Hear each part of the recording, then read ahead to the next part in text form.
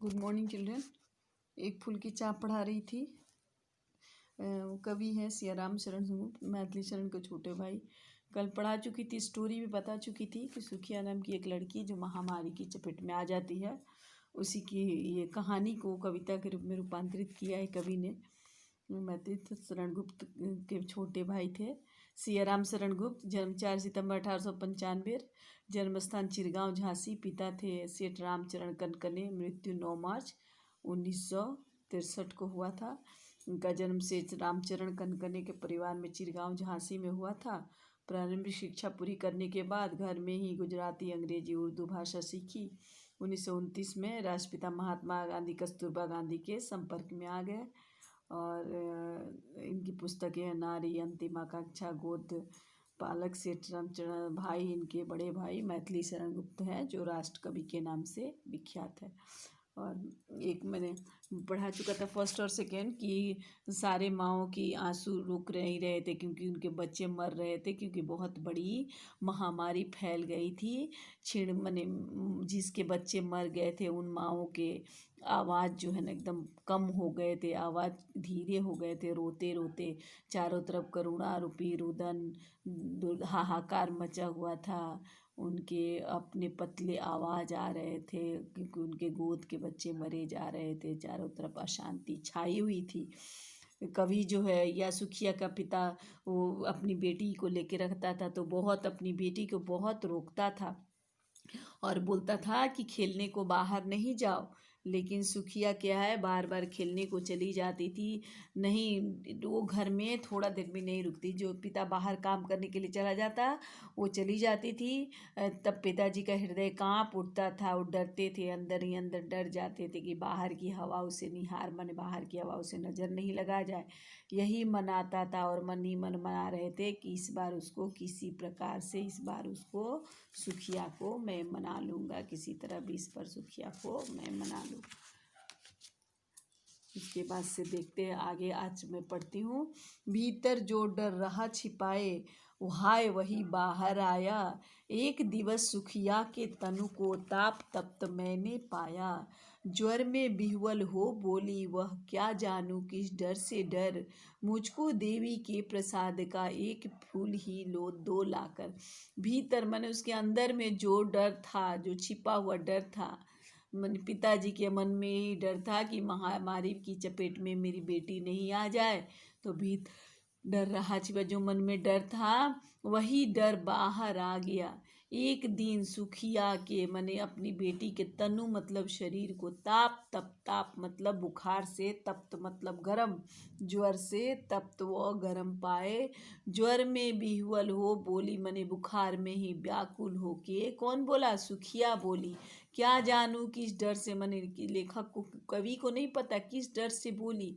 मुझको देवी के प्रसाद का एक फूल ही लो दाकर।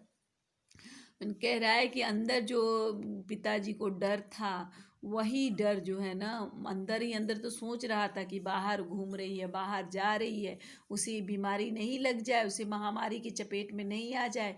वही बाहर, माने वही सच में जो डर मन ही मन सोच रहा था, वही डर बाहर आया। वही डर सचमुच को दिखाई दिया। एक दिवस, एक दिन सुखिया के शरीर को ताप तप्त मने बुखार से, तप्त बुखार से पीड़ित, है ना, बुखार के ज्वर से पीड़ित मैंने पाया, मने उन्होंने पाया। ज्वर में बिह्वल हो बोली, मने बुखार से व्याकुल होकर वह बोली, दुखी होकर वह बोली। जाने किस डर से डर, मने कौन से डर उसके मन में समाया हुआ था, किस बात से बोली, ये उसके पिताजी को पता नहीं था। मुझको देवी, मने उसने कहा कि मुझे देवी के प्रसाद का एक फूल, मने बुखार था लेकिन बोली कि मुझे देवी के प्रसाद का एक फूल आप लाकर। सुखिया का पिता तो अछूत था, कभी मंदिर गया नहीं था। अपनी बेटी की अंतिम इच्छा वो कैसे पूरी करता, इसीलिए वो सोच रहा था। क्रमशः कंठ क्षीण हो आया, मने क्रम से धीरे धीरे, कंठ मतलब आवाज़ उसके, क्षीण मतलब कम हो गए, पतले हो गए, मने मुंह से आवाज़ आनी बंद हो गई। शिथिल हुए अवयव सारे, अवयव मतलब अंग, शरीर के जितने अंग थे, जितने ऑर्गन थे, वो शिथिल मतलब ढीले पड़ गए।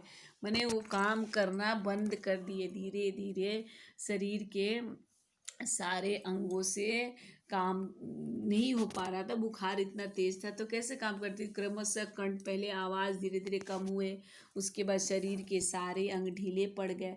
बैठा था नॉर्मल, उसका पिताजी तो बैठ के नया नया उपाय कर रहा था, अलग अलग तरह के उपाय कर रहा था कि उसकी बेटी, मैंने घरेलू उपाय, घरेलू उपचार कर रहा था कि कैसे भी वो जो है ना उसको बचा ले, उसको ठीक कर दे। तो बैठा था नौ नौ उपाय कर, मैंने नया नया उपाय करके बैठा हुआ था। चिंता में मैं मन मारे, चिंतित भी था, उसका मन दुखी भी था, नया नया उपाय कर रहा था। जान सका ना प्रभास, मैंने उसको पता ही नहीं चला कि कब जो है ना सुबह हो गया, हुई अलस कब दोपहरी, मैंने कब जो है ना अलसाई हुई दोपहरी, दोपहर का में समय आ गया। बैठा था नौ नौ उपाय, मैंने मन को मारे हुए, मन को रोके हुए नया नया उपाय कर रहा था। उसको पता भी नहीं चला कि कब हलचल से भरी हुई, मैंने रात का समय था, सुबह कब हो गया उसको पता नहीं है। चारों बगल चहल पहल शुरू हो गया, उसको कुछ पता नहीं चला। और बोल रहा है कि आलस से भरा, उसके बाद से फिर बोल रहा है हुई अलस, मैंने सुबह तो हो ही गया, फिर हलचल भरा सुबह हो गया, अलसाई हुई आलस्य से भरी हुई दोपहर भी हो गई। स्वर्ण घनों में कब रवि डूबा, स्वर्ण घनों मने सोने के बादलों में, शाम के समय जब सूरज डूबने लगता है तो बादल सुनहरे रंग का हो जाता है।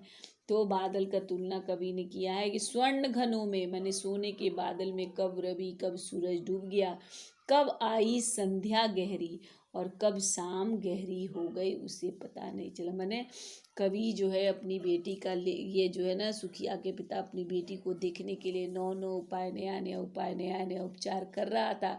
उसके सारे शरीर के अंग ढीले पड़ गए थे, आवाज़ जो उसकी क्षीण कमज़ोर हो गई थी, नया नया उपाय कर रहा था, चिंतित हो गया था। उनको पता ही नहीं चला कि कब हलचल भरी सुबह हो गई और कब दोपहरी अलसाई हुई दोपहरी आ गई।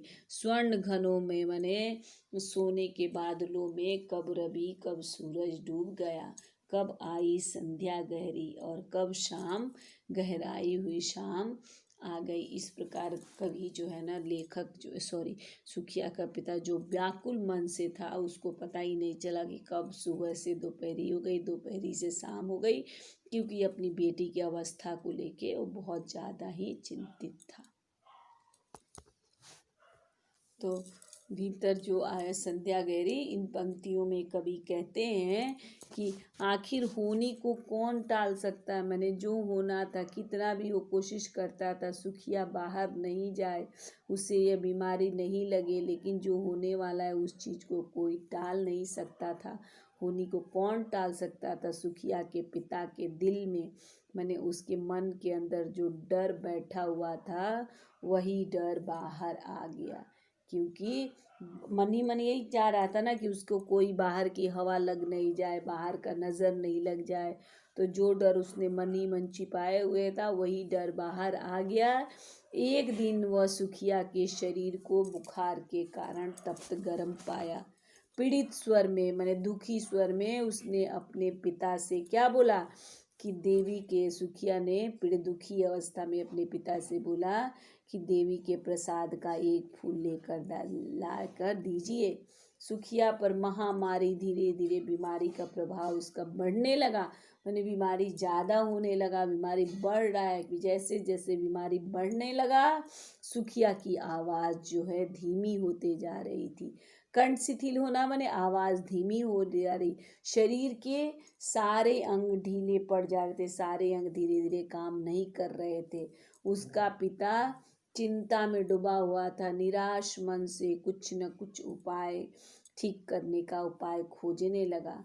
चिंता में डूबा हुआ पिताजी को ये पता नहीं चला कि कब सुबह हलचल भरी सुबह हो गई, कब आलस भरी दोपहरी आई, कब सूर्य सुनहरे बादलों में डूब गया। इस प्रकार पिताजी जो अपनी बेटी की अवस्था को देखकर इतना दुखी था, तो उसको पता ही नहीं चला कि ये स्थिति कब आई और ये स्थिति से निकलने का उपाय क्या है उसको कुछ समझ में नहीं आ रहा था, उसका दिमाग काम नहीं कर रहा था। इस प्रकार वो जो है ना संध्या आगे कब शाम हो गई, सुबह से दोपहर, दोपहर शाम, उसको कुछ पता नहीं चला, चिंता में मग्न था, अपनी बेटी के लिए नया नया उपचार कर रहा था।